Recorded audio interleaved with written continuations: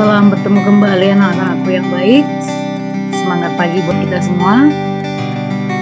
Tetap semangat dalam menjalani belajar dari kita.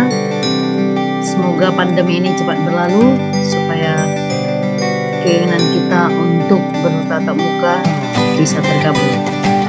Nah, kalau saat ini kita masuk pada alat perlengkapan koperasi yang kedua, yaitu pengurus. Yang pertama, ada yang masih ingat? Perangkat organisasi koperasi yang pertama, ada yang masih ingat? Jadi rapat anggota yang perangkat organisasi koperasi yang pertama adalah rapat anggota. Rapat yang dihadiri oleh semua anggota koperasi tersebut. Apa tugas rapat anggota? Ada yang masih ingat? Menentukan anggaran dasar dan anggaran rumah tangga, memilih, mengangkat dan memberhentikan pengurus dan pengawas, menentukan kebijakan umum bagi koperasi. Dan mengapa dikatakan rapat anggota itu merupakan kekuasaan tertinggi dalam koperasi? Ada yang masih ingat juga? Rapat anggota dikatakan pemegang kekuasaan tertinggi dalam koperasi karena segala sesuatu yang penting untuk kehidupan koperasi ditentukan lewat rapat anggota. Jadi bukan kebijakan pengurus, tapi ditentukan lewat rapat anggota. Nah, itu dia tentang rapat anggota. Sekarang kita masuk pada pengurus. Pengurus itu nomor 2 di bawahnya rapat anggota. Agar bisa mencapai tujuannya, koperasi harus dikelola dengan baik, sudah pasti. Pengelolaan koperasi menjadi tanggung jawab semua anggota yang diwakilkan kepada sekelompok pengurus yang dipilih oleh rapat anggota. Jadi, pengurus itu dipilih dalam rapat anggota. Pengurus koperasi adalah orang yang dipilih dari dan oleh anggota koperasi melalui rapat anggota. Pengurus adalah pemegang kuasa tertinggi dalam rapat anggota. Pemegang kuasa tertinggi dalam rapat anggota. Tadi Mami katakan rapat anggota adalah pemegang kekuasaan tertinggi dalam koperasi. Itu tadi alasannya karena segala sesuatunya untuk koperasi, kehidupan koperasi ditentukan lewat rapat anggota. Ini pengurus adalah pemegang kuasa tertinggi dalam rapat anggota. Dalam rapat anggota. Hanya dalam rapat anggota. Mengapa? Penguruslah yang mensetir segala sesuatu yang terjadi selama rapat anggota.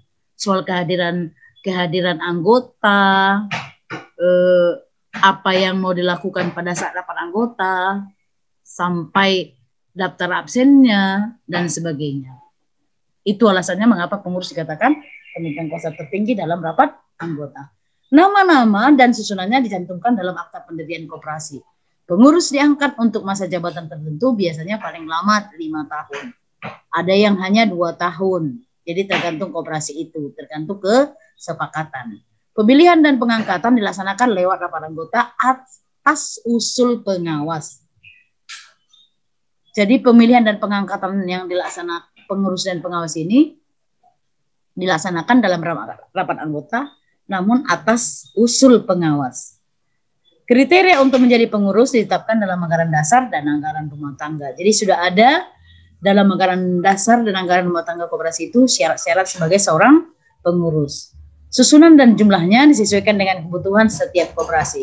Kira-kira sekurang-kurangnya demikianlah susunan pengurus. 1, ketua dan wakil ketua. Yang kedua, sekretaris. Yang ketiga, bendahara. Ketua, garis miring wakil ketua. Yang kedua, sekretaris. Yang ketiga, bendahara. Pengurus harus membuat kebijakan yang tidak menyimpang dari AD dan ART koperasi. Tidak menyimpang, berarti garis pelaksanaan yang dilaksanakan oleh pengurus itu adalah anggaran dasar dan anggaran rumah tangga.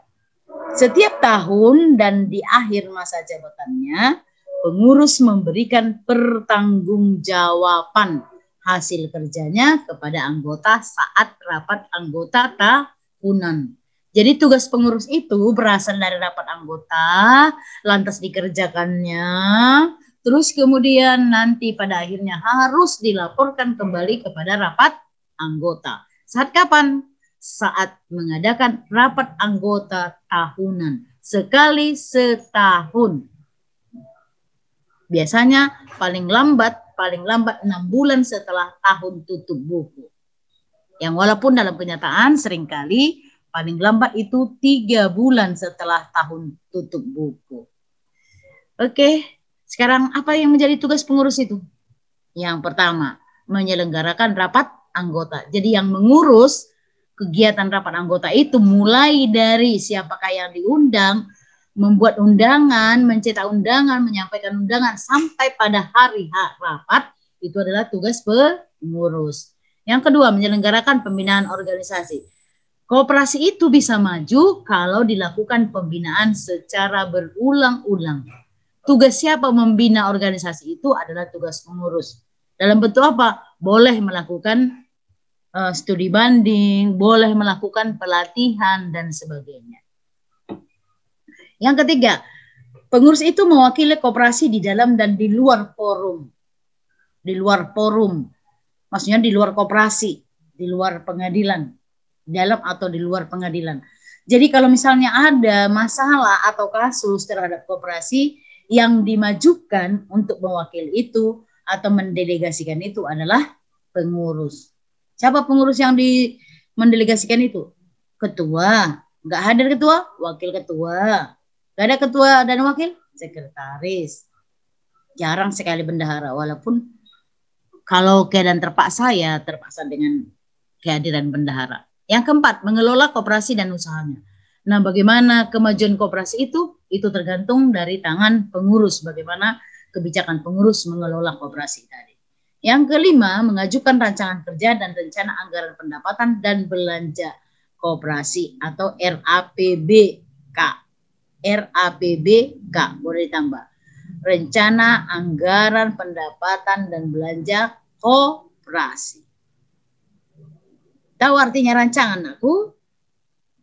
Rancangan itu sama dengan rencana. Kira-kira rencana apakah yang mau dibuat dalam koperasi itu? Yang mengajukan yang pertama sekali adalah pengurus.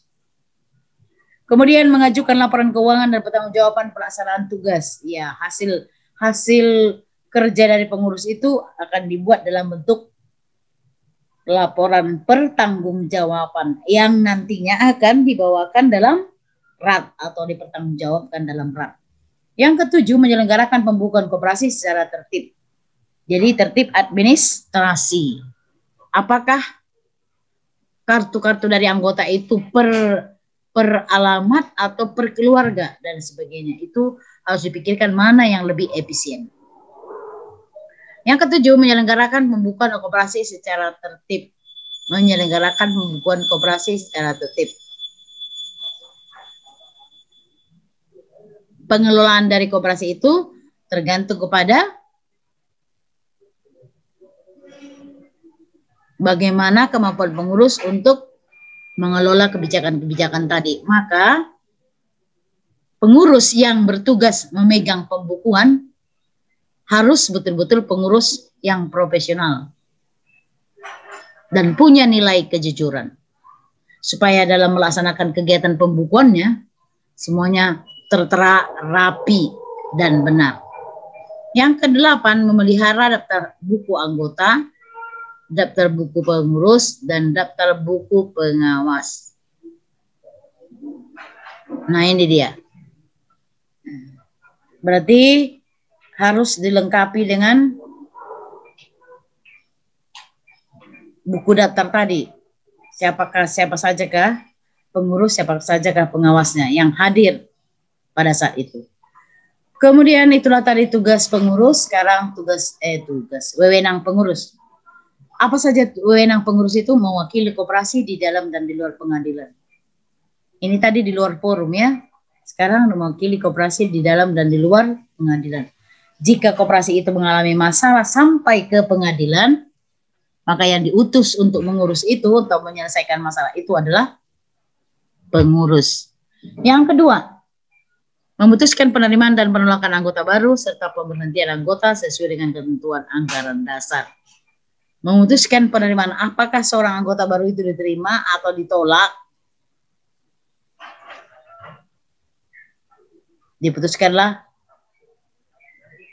oleh pengurus. Yang ketiga, melakukan tindakan bagi kepentingan dan kemanfaatan koperasi sesuai dengan tanggung jawabnya dan keputusan rapat anggota. Artinya, tindakan apakah yang perlu untuk koperasi jika koperasinya begini? Kan sebelum diambil tindakan berarti para pengurus harus melakukan rapat dulu. Baru diambillah kesimpulan. Ini dulu masalahnya. Nah, inilah bentuk pertanggungjawabannya. Itulah yang dipentingkan dalam mengelola atau melakukan tindakan bagi kepentingan dan kemanfaatan koperasi sesuai dengan tanggung jawabnya dan keputusan rapat anggota. Oke. Sekarang pengawas. Pengawas. Ini nanti judulnya pengawas ya sayang ini. Sebelum Undang-Undang Nomor 25 ini nanti ada judulnya pengawas. Nanti kamu tulis ya, lupa mami buat judulnya. Undang-Undang Nomor 25 tahun 1992 pasal 38 dan 39 tugas dan wewenang pengawas. Bahwa pengawas dipilih dari dan oleh anggota koperasi dalam rapat anggota. Sama keberadaannya dengan pengurus. Dipilih dari dan oleh anggota koperasi. Maaf sekali lagi nakku, menurut Undang-Undang Nomor 25 tahun 1992 dalam pasal 38 dan 39 tentang tugas dan wewenang pengawas koperasi. Bahwa pengawas dipilih dari dan oleh anggota koperasi dalam rapat anggota yang dilakukan sekali setahun rapat anggotanya. Dan juga katanya bertanggung jawab kepada rapat anggota. Jadi sama dengan pengurus. Pengawas dengan pengurus sama-sama dipilih dari dan oleh rapat anggota. Pada saat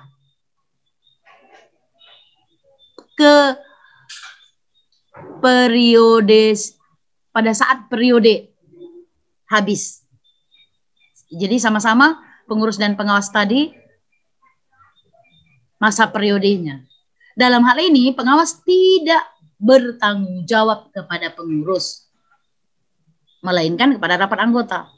Mami ulangi ya. Dalam hal ini pengawas tidak bertanggung jawab kepada pengurus, melainkan kepada rapat anggota. Sama juga dengan pengurus. Tugas pengurus dari rapat anggota. Hasil pekerjaan pengurus diawasi oleh pengawas.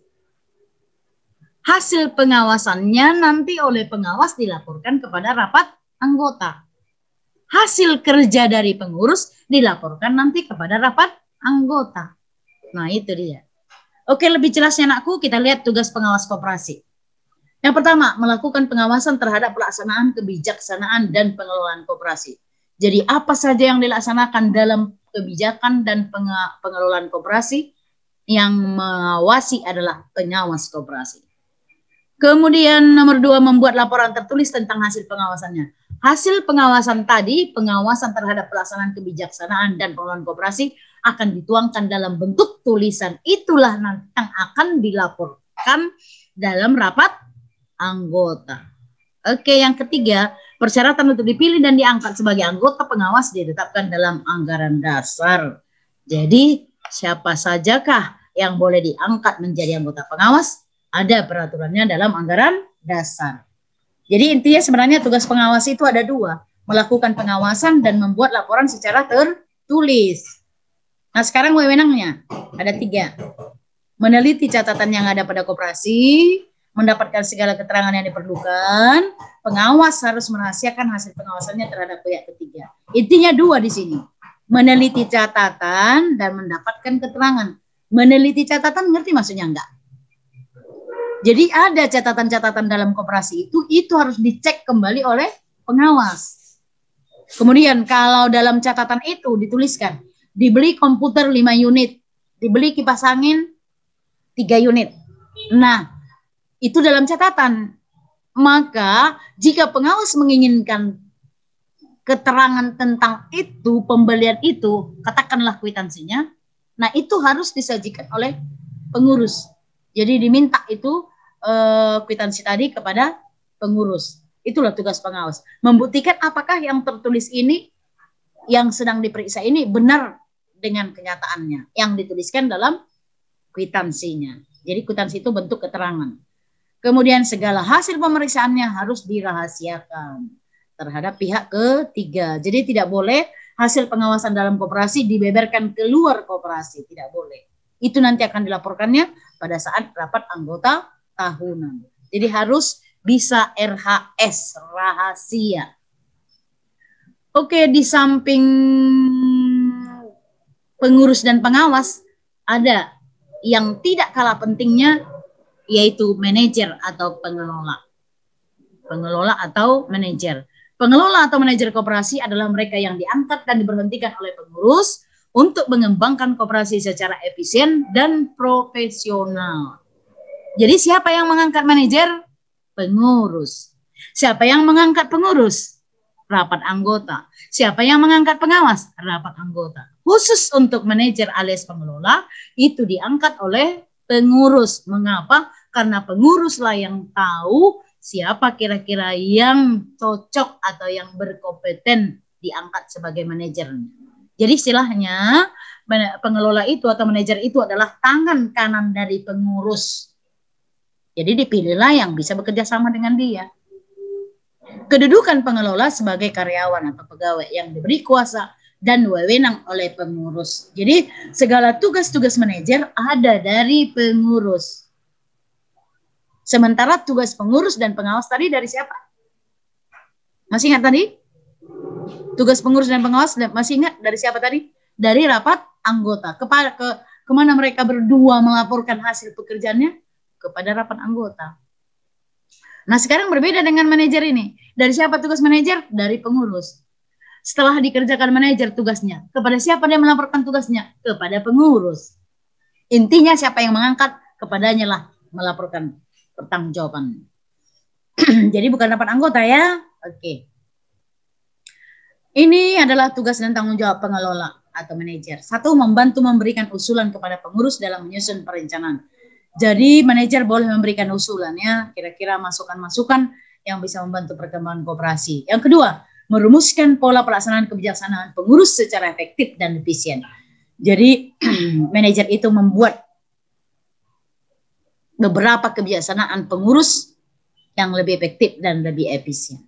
Yang ketiga, membantu pengurus dalam menyusun uraian tugas bawahannya. Tugas bawahannya siapa maksudnya? Karyawan-karyawannya atau seksi-seksinya. 4, menentukan standar kualifikasi dalam pemilihan dan promosi pegawai. Jadi kalau misalnya ada penerimaan pegawai baru, nah yang membuat standar kualifikasinya adalah manajer. Itulah tentang kepengurusan koperasi. Jadi ingat, rapat anggota, alat perlengkapan koperasi terdiri dari rapat anggota, pengurus, dan pengawas. Sementara pengelola ini di luar yang 3 itu. Di luar yang 3 itu. Yang tugasnya juga tidak gampang. Karena manajer ini adalah sebagai pelaksana harian dari pengurus. Jadi tugas pengurus yang dibebankan oleh rapat anggota, pengurus kembali membebankan kepada manajernya. Itu dia. Oke, nakku selesai tentang alat perlengkapan koperasi. Nah, sekarang kita lanjut dengan permodalan koperasi. Kira-kira nakku, ada yang tahu kira-kira dari mana saja modal koperasi itu? Tentu salah satu adalah simpanan anggotanya. Modal harus dimanfaatkan untuk usaha yang bermanfaat bagi anggota. Kenapa usaha yang bermanfaat bagi anggota? Karena anggota itulah yang mau disejahterakan. Masih ingat fungsi koperasi? memberikan kesejahteraan kepada anggota pada khususnya dan masyarakat pada umumnya. Jadi itu ini maksudnya. Modal itu harus dimanfaatkan untuk kegiatan yang bermanfaat bagi anggota. Kepada pemilik modal hanya diberikan balas jasa yang terbatas. Sementara untuk membiayai usahanya secara efisien, koperasi pada dasarnya membutuhkan modal yang cukup. Usaha koperasi harus mendapat membantu pembentukan modal baru. Dari mana? Ya, dari simpanan-simpanan anggota. Sumber permodalan koperasi itu ada dua. Ada modal sendiri atau equity capital, ada modal pinjaman atau debt capital. Modal sendiri artinya modal yang berasal dari koperasi itu sendiri. Modal yang berasal dari koperasi itu sendiri. Dari dalam koperasi itu. Apa saja itu? Ini ada 4. Yang pertama simpanan pokok. Simpanan pokok ini sebenarnya hampir sama dengan uang pangkal. Pernah dengar uang pangkal, nakku? Kalau kau masuk ke KCK ada uang pangkalnya. Kalau kau masuk STM ada uang pangkalnya. Kalau kau masuk Punguan Marga ada uang pangkalnya. Itulah simpanan pokok ini. Merupakan simpanan wajib sejumlah uang yang harus dibayar oleh para anggota saat pertama sekali bergabung menjadi anggota koperasi. Jadi ketika dia masuk menjadi anggota koperasi, disitulah simpanan pokok ini atau uang pangkal ini dibayar. Dan tidak dapat diambil kembali selama menjadi anggota. Besar simpanan pokok, masing-masing anggotanya nilainya sama. Jadi kalau 300, semua anggota yang masuk bayar simpanan pokok 300. Dan hanya pertama sekali dibayar. Kapan? Saat masuk. Jadi ingat ya, simpanan pokok itu hampir sama dengan uang pangkal. Tidak boleh diambil. Jadi kalau kita cabut sebagai anggota koperasi, apakah dikembalikan simpanan pokok kita? Tidak. Yang dikembalikan adalah simpanan wajib, simpanan sukarela. Yang kedua, simpanan wajib merupakan simpanan wajib sejumlah uang yang harus diserahkan para anggota koperasi setiap periode atau tertentu dengan nominal tertentu. Jadi simpanan wajib ini jumlah uangnya sama. Waktunya sudah dibatasi sekali sebulan kewajibannya. Terus kalau ada duitnya lagi mau menabung lagi itu masuk ke simpanan sukarela. Jadi simpanan wajib itu hampir sama aku dengan uang sekolah. Uang sekolah sama semua untuk setiap siswa dan dibayar setiap bulan. Kira-kira begitu ini. Apakah boleh diambil selama menjadi anggota koperasi? Tidak. Yang boleh diambil adalah simpanan sukarela atau simpanan bebas. Jadi simpanan sukarela atau simpanan bebas itu adalah merupakan simpanan yang diberikan para anggota koperasi secara suka-suka dan rela-rela.